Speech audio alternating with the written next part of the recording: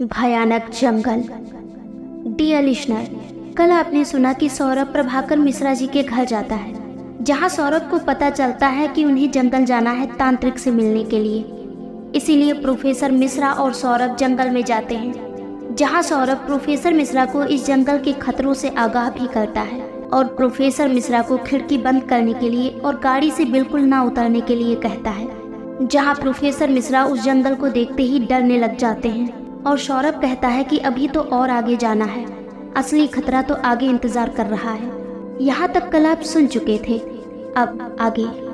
Saurabh professor Mishra से कहता है, सर सच में ये जंगल बहुत खतरनाक है और जैसा कि मैंने आपको बताया कि अभी तो जंगल की शुरुआत है, अभी तो हमें बहुत आगे चलना है और मेरी कहानी थोड़ी लंबी है, तो मैं सोच रहा हूँ क्यों ना इस जंगल में चलते चलते ही मैं आपको अपनी कहानी बता दूँ। प्रोफेसर मिश्रा, जो कि बाहर की ओर देख रहे थे, अचानक से ही सौरभ की ओर देखने लगते हैं और कहते हैं, हाँ बिल्कुल, मैं जानना चाहता हूँ कि तुमको यहाँ के बारे में इतना सब कैसे पता चला और ऐसा क्या है जो मैं नहीं जानता यहाँ के बारे में। इतना कहकर प्रोफेसर खिड़की का ग्लास ऊपर करते हैं और गाड़ी में आगे देखने लगते हैं। सौरभ प्रोफेसर मिश्रा से कहता है, मैंने कहा था ना, आप खिड़की के बाहर मत देखिए, बाहर खतरा है और खिड़की खोलिए भी मत, पर आपने अब तक मेरी बात नहीं सुनी थी। माफ़ कीजिए, मुझे खिड़की आपसे पूछे बिना ही बंद करनी पड़ी, पर आगे खतरा है, मेरी बात पर यकीन कीजिए सर। प्रोफेसर मिश्रा सौरभ से कहते हैं, नहीं नहीं, मैं बुरा क्यों मानूंगा भला, मैं तो बस देख रहा था कि बाहर क्या है, क्योंकि मुझे ये जंगल बहुत अजीब सा लग रहा है। जैसा कि तुम देख रहे हो कि अभी तो दिन का समय है और यहाँ इतना अंधेरा और इतनी धुंध है, मानो केवल इस जंगल के लिए ही रात हो गई हो। सौरभ अपनी कार की लाइट ऑन करते हुए कहता है, तभी तो मैं कह रहा हूँ सर, बहुत खतरा है यहाँ। ये जंगल कहने को तो एक साधारण जंगल जैसा दिख रहा है, लेकिन इसके अंदर आने के बाद ही पता चलता है कि यहाँ क्या क्या रहस्य हैं।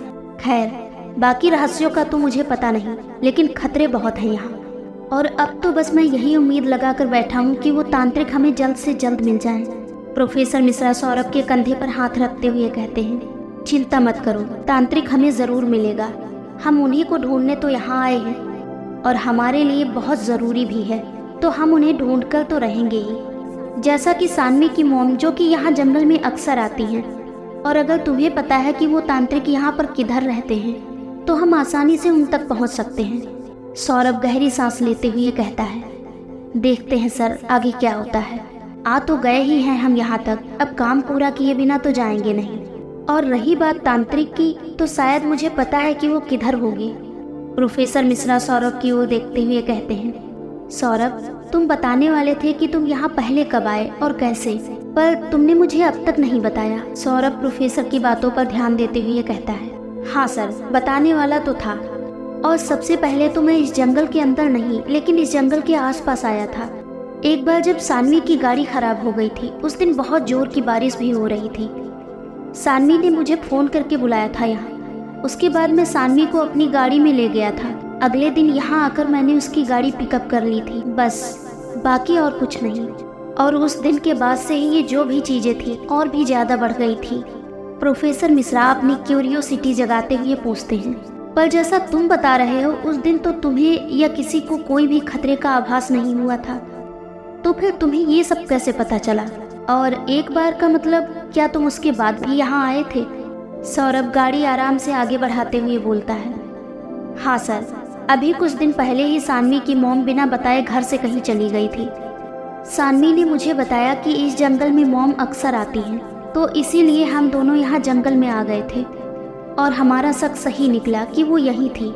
हालांकि उन्होंने हमें नहीं देखा था, लेकिन जब हम यहाँ थे तो हमारे साथ बहुत अजीब घटनाएं हुई। बहुत ज़्यादा आवाज़ें, बहुत ज़्यादा निगेटिविटी आसपास पता चल रही थी। ऐसा लग रहा था कि कोई हमें यहीं रोक लेना चाहता है। प्रोफेसर मिश्रा और भी ज़्यादा उत्सुक होकर पूछते हैं, किस तरीके की आवाज़ थी और क्या हुआ था उस दिन, जिससे तुम्हें ये लगने लगा कि यहाँ बहुत ज़्यादा खतरा है? सौरभ सरप्राइज होते हुए प्रोफेसर की ओर देखकर बोलता है, आवाज़ जो हमेशा सानवी को सुनाई देती है और अब कभी कभी मुझे भी। और आप क्या पूछ रहे हैं सर कि क्यों लगा मुझे इतना खतरा है यहाँ? क्या आपको नहीं लग रहा कि ये खतरे वाली बात है? यहाँ हो सकती है और बहुत ज़्यादा प्रभावशाली है। प्रोफेसर मिश्रा सहमति भरते हुए कहते हैं, हाँ, बात तो तुम सही कह रहे हो, खतरे वाली बात तो है, लेकिन तुमने मुझे ये क्यों कहा कि खिड़की के बाहर मत देखना या खिड़की का दरवाजा बंद कर दो? सौरभ प्रोफेसर मिश्रा से पूछता है। सर, क्या आपको इन सवालों का जवाब नहीं पता, या आप जवाब ना जानने का दिखावा कर रहे हैं? और मुझे तो ऐसा लग रहा है कि आप जवाब से जानबूझकर अनजान बनने की कोशिश कर रहे हैं। प्रोफेसर मिश्रा सौरभ की बात सुनते ही बहुत जोर से हंसने लगते हैं और कहते हैं, माय बॉय, तुम्हें पता है बहुत सारी शक्तियाँ इस दुनिया में मौजूद हैं जो होती हर जगह हैं, लेकिन हमें महसूस नहीं होती, और जिन्हें महसूस होती हैं ऐसा माना जाता है कि उनके ग्रह थोड़े कमज़ोर होते हैं।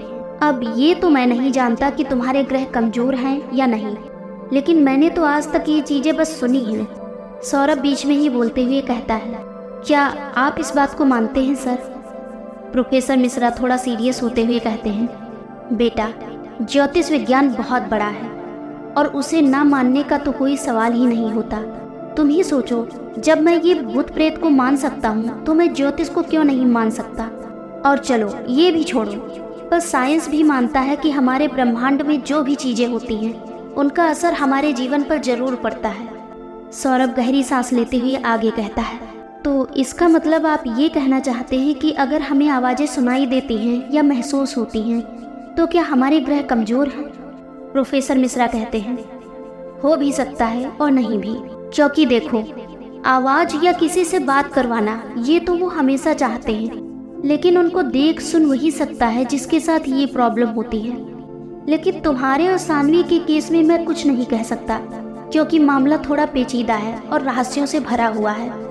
एक राज से खुलता नहीं कि दूसरा सामने आ जाता है, और हमारी रहस्यों से खुलने की कड़ी तांत्रिक से मिलने के बाद ही शुरू हो सकती है।